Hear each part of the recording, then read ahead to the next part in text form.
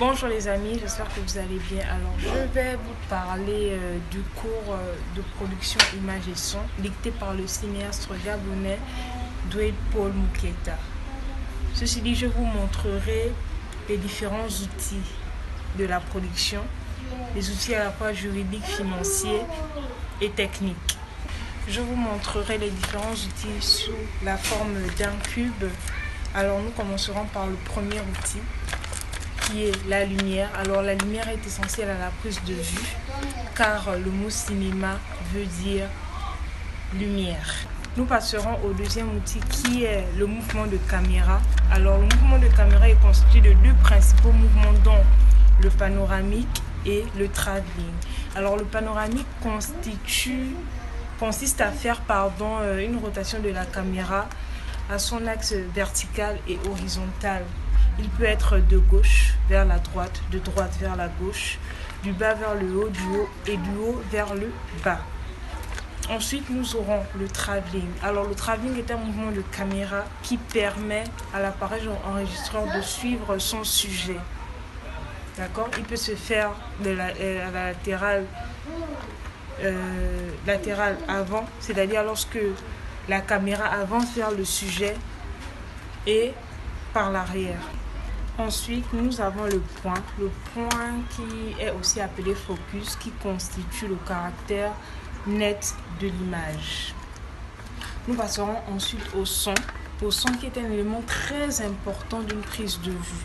Certains pensent qu'il vaut mieux une image moyenne et un très bon ton plutôt qu'une belle image avec un ton, un mauvais son en fait. Le son est constitué d'un son direct et d'un son indirect. Le son direct est plus utilisé sur les plateaux durant les tournages,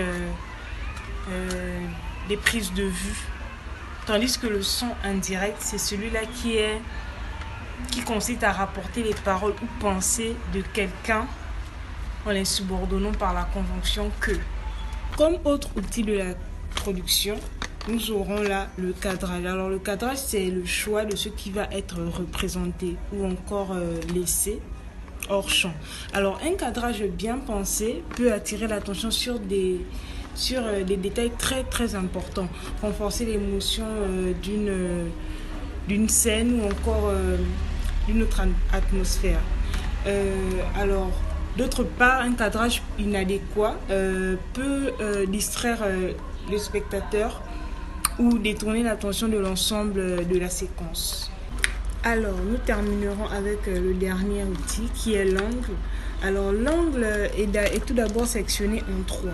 Nous avons l'angle dit en hauteur du sujet, c'est-à-dire la caméra est placée à la hauteur de mon sujet. L'angle dit en plongée, la caméra est alors placée là à la hauteur des yeux de mon sujet. Et l'angle dit en contre-plongée, du coup la caméra, elle, est placée au-dessus, des épaules de mon sujet. Alors, il avait été question là de vous présenter les outils de la production sous forme de cube et de vous expliquer comment est-ce que ça se passe. J'espère que j'ai été claire, sinon j'espère que vous aurez aimé. Et n'oubliez surtout pas de vous abonner, de liker, de partager ma vidéo. Merci beaucoup.